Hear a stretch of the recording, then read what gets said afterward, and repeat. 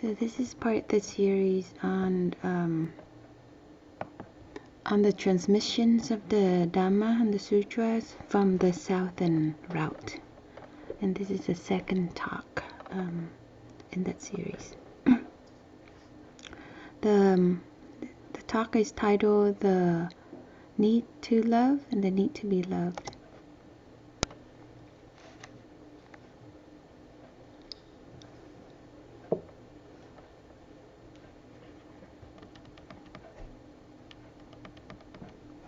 Dear Sangha, our basic idea in Buddhism is non-self, to not have a separate self.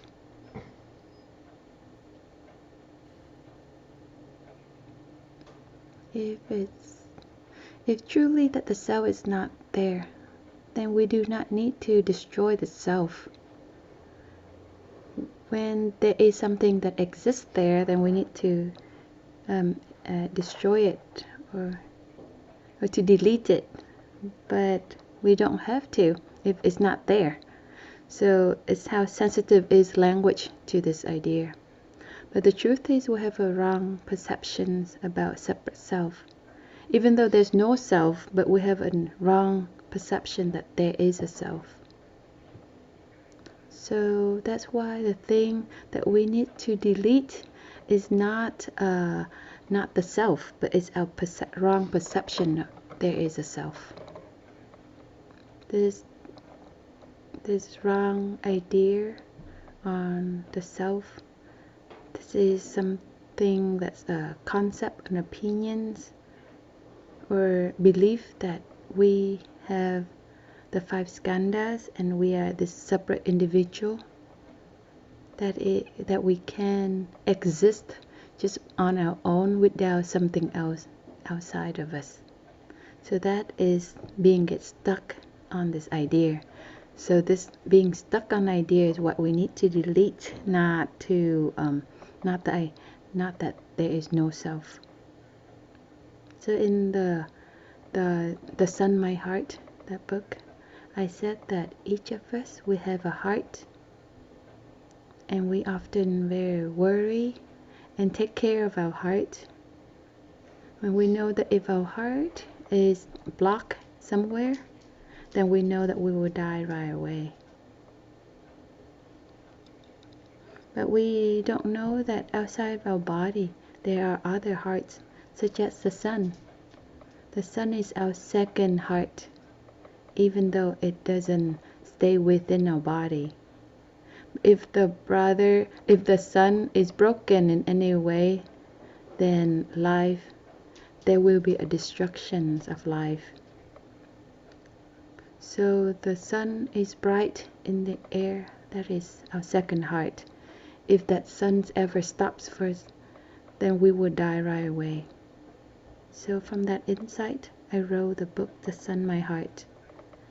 So when we're able to see that the sun is our heart, then we're able to lessen a little bit of that wrong idea of that our self is not just in limit of our flesh and our body, but it's outside of flesh and body too.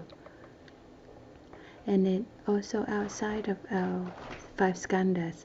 So this is how you're beginning to see no self. When we have this feeling of being lonely, that you're just there all by yourself, then that arises from this idea being stuck that I am a separate body, that I am something that is closed up, that I am something separated from all the Dhamma of the universe. So we know that when we have this feeling of being lonely, this is being stuck on the idea of having a self. We have a feeling that we are stuck, we are being held enclosed by this shell, and outside this shell there is a separate world out there, that there is no communication. And many people in the whole life, they struggle to try to penetrate through this shell so that they can have some kind of communication and understanding with the world outside. And if they cannot break through this wall that they built, then they would dry up and die. So human, we have this need to love. What is love? This love is to pierce through the shell that we have a separate individual self, so that we can communicate to the outside. But to penetrate through this wall is not something easy. We think that we can just go outside, that we're able to be sympathetic to another person in the outside world. But in our communication with that person, we fail. We fail, and we cannot establish this sympathetic love with that person. Even though we have these needs for love, and we want to break through that wall, that shell of having an individual shell, and we want to communicate with another person, but we often fail, maybe from 95% to 99%. So there are many cases of failure. So once we fail, we come back to that shell of a separate self. So this wall, this shell, it gets thicker again, and then our loneliness become even bigger. This is the truth of our life. So in us, we have this need for love.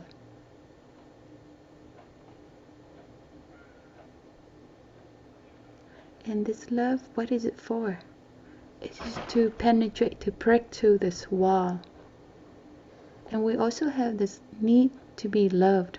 That is also to break through this wall of having a self.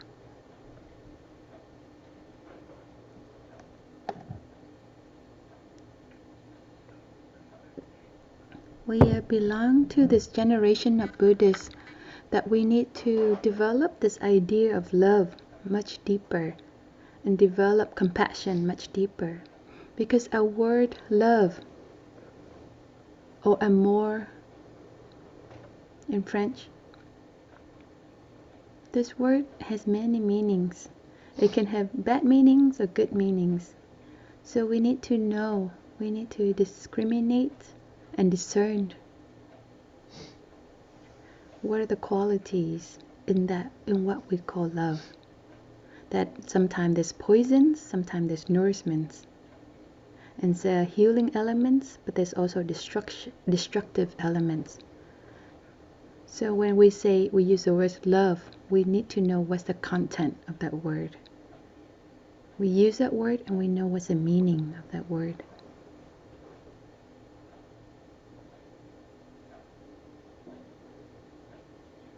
For example, we say, I like to drink alcohol. That preference is also love. I like wine. I like wine from Bordeaux. So that is a kind of love. I love the wine from Bordeaux. Then Americans, we say it very straight. We say, I love wine. You don't say, I like wine. You say, I love wine. That means, I love the alcohol. So that love means we like to consume. We like to chew. We like to drink it in. I still remember there are these men, these priests in Maine, in the north of America, near the coast. And they said, near the coast, there are many lobsters, very big ones, and they're very tasty. So in the big ceremonies at their monastery, they often buy quite a few of these lobsters to put in a banquet. So the priests, they joke around that we love our neighbor. They say we love other people, but the neighbors are the people who live around. Those neighbors are the lobsters that are in that coast. So in the Bible said that we have to love our neighbor, but this is also loving our neighbors, the lobsters. We love them by boiling them up and chew them. So the priests are very aware that they're joking about these lines in the Bible.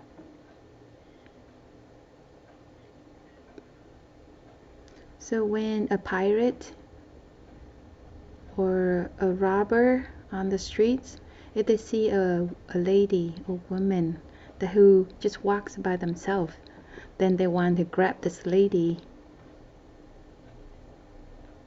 and they can come to this lady and say, I love you. But that word love has a very, very bad meaning. It means that I want to swallow and to eat these lobsters.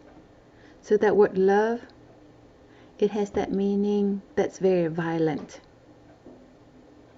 that has this quality of destruction of the object of our love. And we think that in our daily life we will never love in that way, that our love cannot destroy and cause suffering and pain in our object of love. But the truth is, maybe we're doing that and we don't know. We are causing the person we love to be dried up, to wilt away, to be destroyed.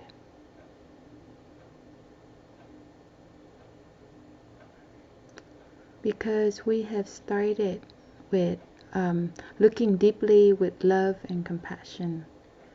So we continue. So our need in each of us is to go outside of this wall, and that need is the need for love, or thương yêu in Vietnamese. We have a second need, is that the word outside us go into us so we feel less lonely. So that's the need to be loved, isn't it? So we want both these needs to get satisfied. First of all, let's look at the word, the need to be loved. So from what I've seen, we have this need to be understood.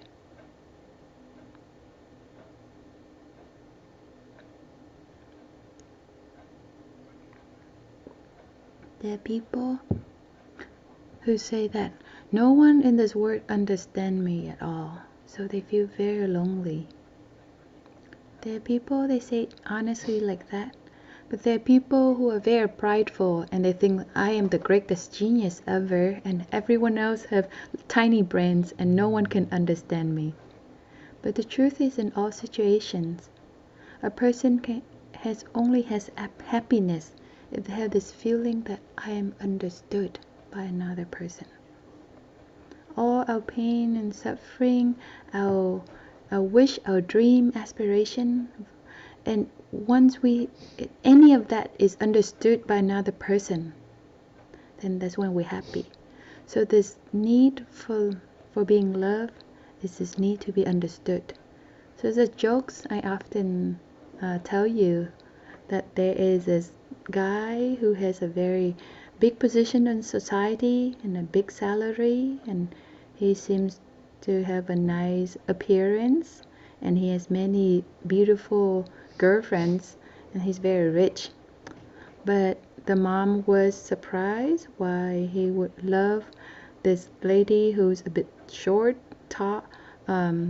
short and not very beautiful and has dark skin. So the mom said, why do you choose this lady even though you have many beautiful lady friends?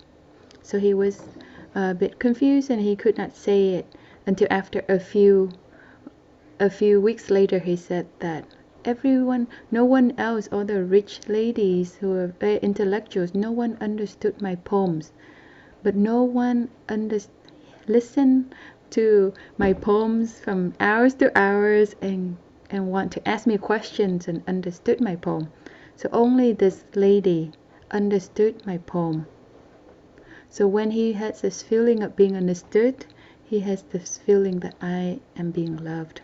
So that is one of our needs. So when we have this feeling that we are being understood, then we feeling that it's light within us. And we feel like there's this cool breeze going in. And we feel like we're not stuck anymore. So we know that there is this need within us. Then we know that there is the same needs in other people. So sometimes we said that you don't understand me, or she doesn't understand me. So that's why I cannot love him or love her. So that may be true like that. This person does not understand us, so it's hard for us to love them. But the question is, do I understand him? Do I understand her? If he doesn't understand me and I don't understand the other, so that's even.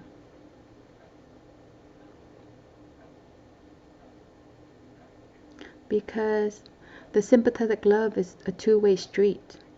Two-way streets, isn't it? We understand him and he understands us. So that's why there is this communication.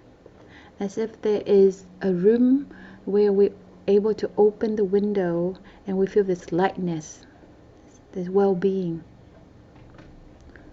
So when we practice the art of love, so we should know that why we have this need to be understood, the other person also has the same need to be understood. So we practice to look deeply and see the pain and the difficulties and the wishes and the dreams of that person. So that is called looking deeply. To look very clearly, to look very deeply, so we can see, we can understand that person. So this looking deeply that we can do while we're doing sitting meditations or walking meditations or while we're washing dishes or even outside the meditation hall. So it's not just monastics who look deeply, but lay people can look deeply. During our daily life, living with others, we have to pay attention and to look deeply.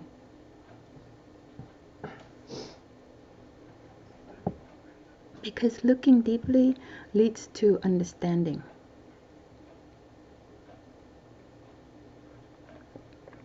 The people who love each other and have happiness, even though they said they don't say anything about looking deeply, but it's true that in their daily life, they look deeply and they understand each other.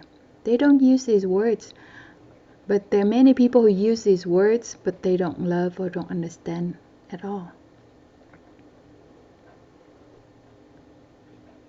So to be loved, first of all, is to be understood and to feel protected,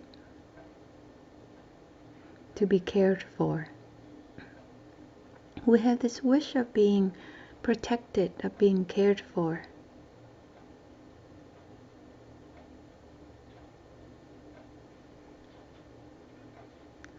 So that is to have this feeling that we feel safe, secure.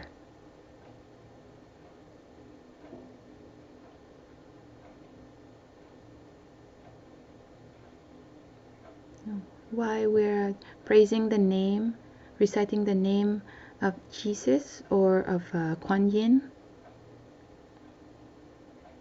we express that wish to be protected, wish to be cared for, and to live in security. Isn't that true? So the other person, if they want to make us happy, then with their body, speech, and mind, they have to protect, to care for us, and to protect us. And when we see that we have this need within us, then we also know that the other person also has that need in them too. So we have to pay attention. We have to take care and observe and take care of the security of the other person too. Quanyin is someone who can love, someone who can understand and listen. So this word Quán Thế Âm, Quán means to look, to listen. Because we look and we listen, so that's why we can understand that this person is suffering. And that only helps relieve the suffering of the other person. So if you have this art of listening, we know how to sit still and listen to the suffering within the other person. Listen with all of your heart and with no judgments. Then that person only feel less suffer. So the Quanyin has reached to the highest level of deep listening. He knows how to listen, to sit and listen to the suffering of all kinds of beings. Even if that suffering is not being said, even if that suffering is just kept within their heart, so that Bodhisattva is able to see through to that suffering and able to lessen that suffering. So we want to, if we want to love, then we know that Quanyin is our amazing and wonderful role model.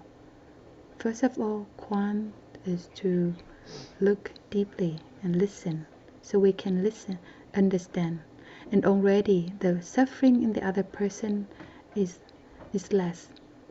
And second of all, Quanyin is to come there to love, to protect, to take care of this person. So when we're reciting the name of Quanyin, we feel that we feel safe, as if like someone pushed us down into a cliff, and we still feel safe, as if we are the sun hanging in mid-air.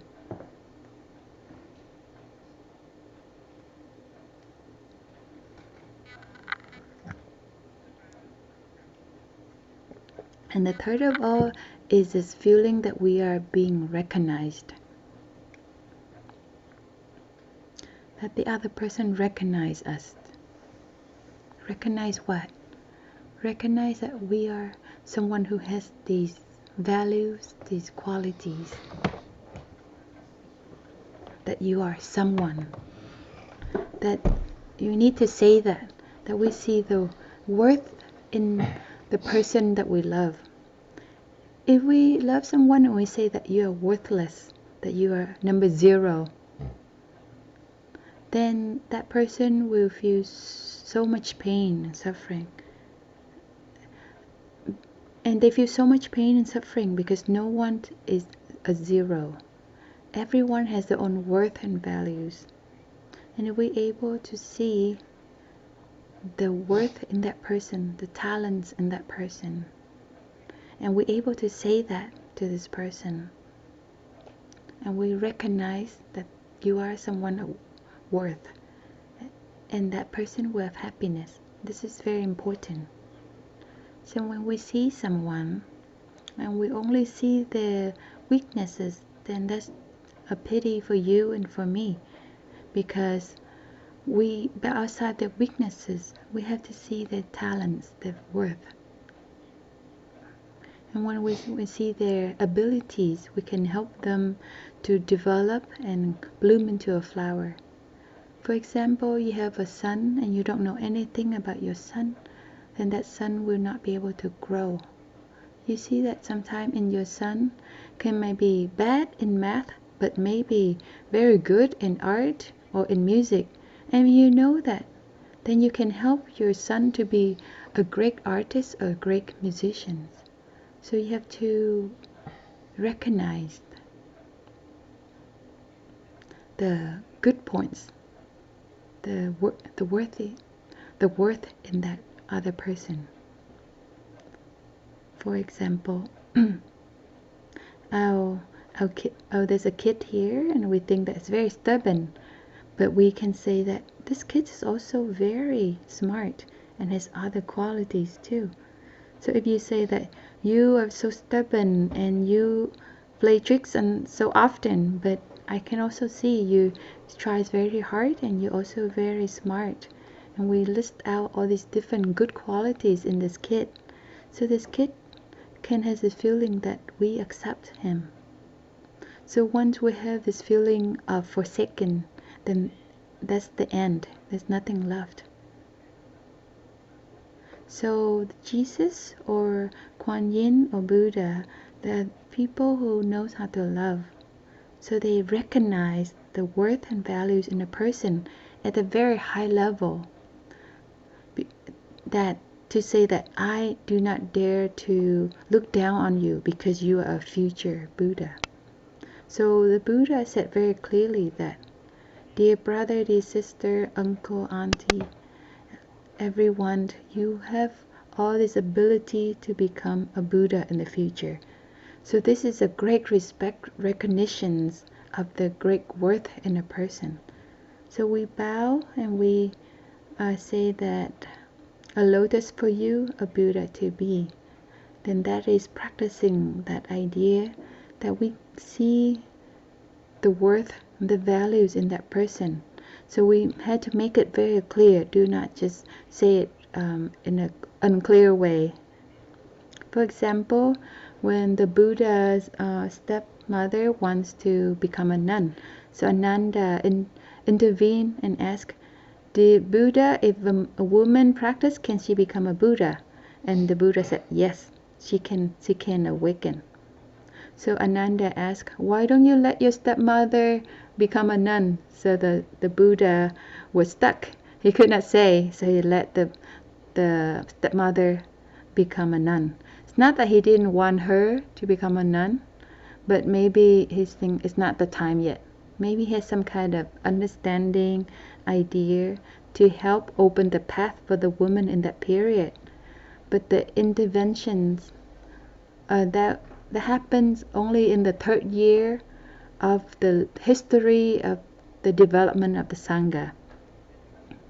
So maybe without that interventions of Ananda, then maybe that happens 7th or 8th year that they would let women to enter the Sangha. So you need to know that there are other needs.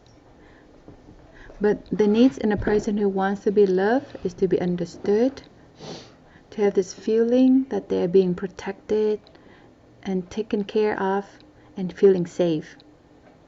So the person who loves us often will have to try to create this feeling in the other person.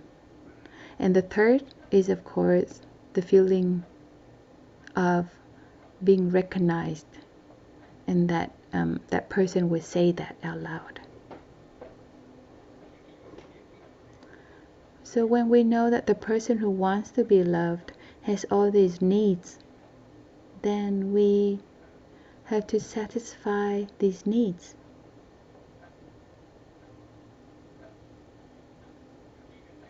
And when we see that within us we have all these needs, we also know that that other person, they also have these needs as well.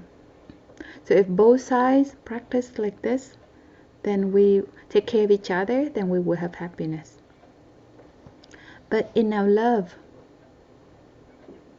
in this noun love, we have these very bad elements that we also call love.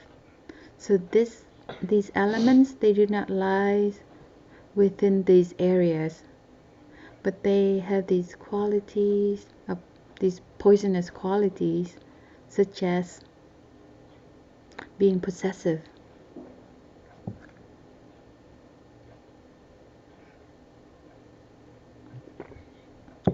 this tendency to possess someone.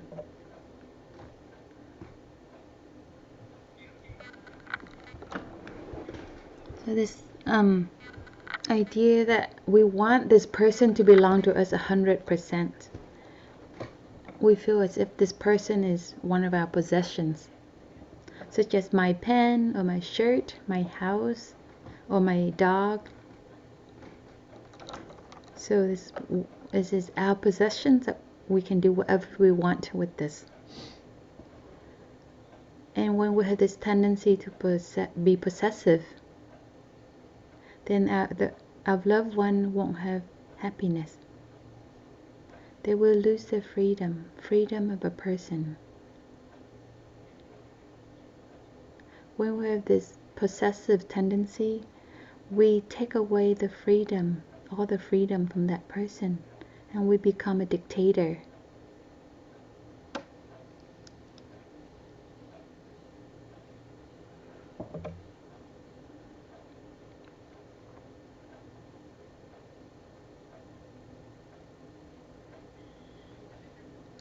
So this quality of dictatorships in love is very common. We want the person we love to do this, to say this, have to cut the hair like this, have to put makeup on the eye like this, or use a soap, or use a shirt. So all the freedom is taken away. A mother might really loves her daughter and wants her daughter to wear a red dress. And the daughter suffers a lot because she doesn't like that red dress at all. And little things like this can cause suffering. So in this is a tendency to be possessive. We do two things with two or three things with two other people, but we only want to do things in our way and not what the other people want. Have it your way only. So that is to not see that this is the need to be loved, to be recognized of the other person. That person also has ideas and their hobbies and their worries and their dreams. We don't understand, we don't see that. So we want all the things that we think, then this person has to follow what I say. So this possessive quality causes so much suffering from one generation to the next generation. So when we practice like this, then we can slowly transform these toxins within our love.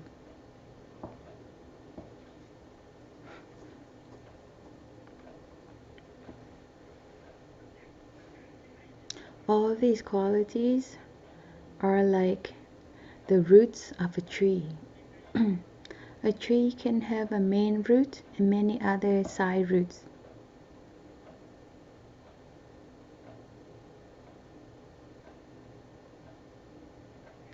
It has a main taproot and many side roots. And usually a person also has many roots. If we have only one root, then we are very weak. So our main taproot, we absorb a lot of these qualities of peace and happiness and joy in our life. Somebody is understood and see and recognizes, and that's enough. Is that enough to for the development of this tree? This tree has many roots, so we should not cut away all the other roots of this tree. If we cut these roots, that means we are monopoly, we are dictator. We cause this person to be weak and not being happy and safe, and because just us alone we cannot bring happiness to this person. That person loves us, but he also likes to go play tennis, for example. He wants to go play tennis once or twice a week. And if you say that if you love me, you have to stay home 24 hours a day and you cannot go play tennis. Even though we are someone who might be sweet, but if we drink this sweet drink, Coca-Cola all the time, then this person will have a stomach ache. So he might want to drink tea and water, etc. So we have to understand and let him go play tennis once or twice a week. So he needs to have these other roots. And sometimes when we do that, then he can become very loyal with us. And he would see that if if someone say that, oh, I don't need this main taproot, let me go just enjoy my other side roots, then if a person who has happiness, then they have a balance, they have many roots, and there are some roots that are more important than other roots.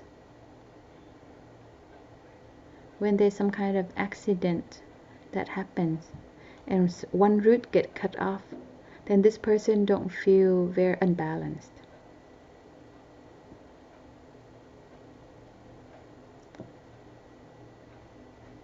This is an aspect of love that we have not developed much. Not much. A person is like a tree, needs to have many roots, and if a very important roots is cut off, but they can still be alive because of many other roots. So in Kosala, this is from a sutra that the Buddha taught. It happens in the area where the Buddha was at. So there was a man who loved this lady and wants to marry her, but her parents say that, oh, you're not worthy of my daughter. So they could not marry each other. And they tie their hair together and they jump into the river and commit suicide. So it just means that my life has only one root, then I need to if that root is cut off, then I will die. And that's not correct. My parents can say like, why do you need to destroy yourself? There's so many other men and women out there. The people who are lovers, they often have this blindness, and they often would say that my loved one is the only one in this whole world. He's very unique. You cannot say that there's so many other men out there and there's only this one person here. If this person die, then I will die too. So this is the reasoning and the logic of a person who is in love. But being in love in this way in Buddhism, that is mean getting stuck with the knots, with the mental internal knots of attachment. And if we're able to help this person to go through these difficulties, and they can heal, transform, and find happiness with another person. But when this person wants to commit suicide in this situation, they don't think that that's even possible.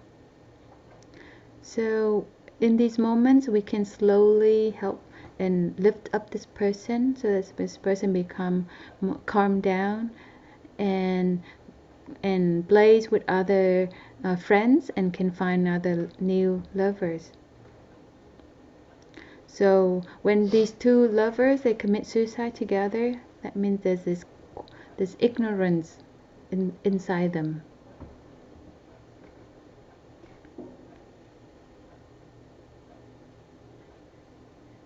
And so in the story that the Buddha told, so there's this other meaning, that these young people, they tie their hair together and they jump into the river to die in the big river in India. So there's a lot of water. It's a very big river, and they cause suffering for so many people in the two families, not just one family. So when they hear the news of those two people commit suicide, so their parents, they feel very painful. And they also have the brothers and the sister. So this pain and suffering is caused on many people. So in the light in Buddhism, so love is not a matter of an individual issue. This is not just, this love is just for these two people only. So if the people around us might not have happiness, then we won't have happiness either. So this belief that, especially the recent belief of Vietnamese here, ever since the Western culture spreads, the idea of individualism, that each person has their own freedom, and we have to take care of our own personal happiness only, and our parents, our brother and sister has no right in our decisions at all. So this idea is misperceptions, and it's not in accordance with the traditions in Vietnam or Buddhism. So usually when there's a wedding, this is something that happens for a whole collective. This is not for the two families. This is not just something for between the two people. This is something that everyone in the family can contribute their opinions to, not just these two people. So if you truly live in traditions in Vietnam or Buddhism, then you would think that your happiness is not just something that just just belong to two people, individuals, but this is contribute to the well-being, the happiness of the whole collective, of the community. So this wrong perceptions that they do this double errors. The first error is to say that I cannot live if I cannot marry this lady. And the second mistake is that this decision caused a lot of suffering. So Vietnamese proverb has this saying, sao cho trong ấm thì ngoài mới êm. So it means if we want to have harmony here, then we have to take care of the warmth on the inside. Sao cho trong ấm thì ngoài mới êm.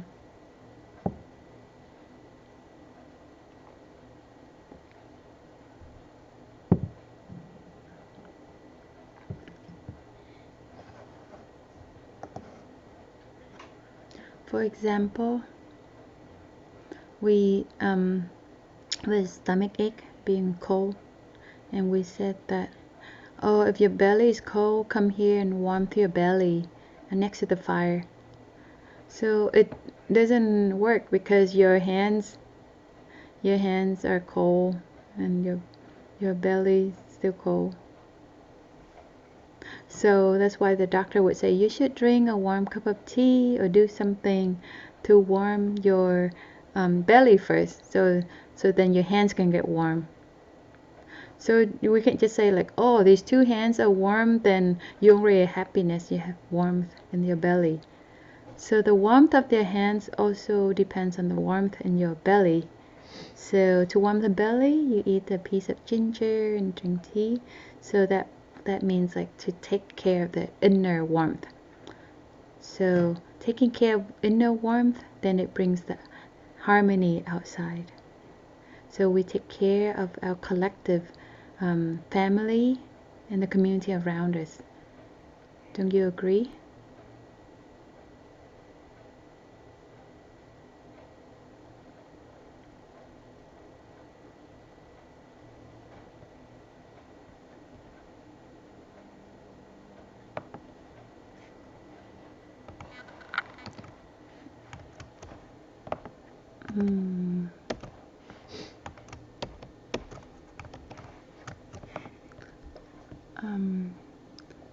So dear friends, that's the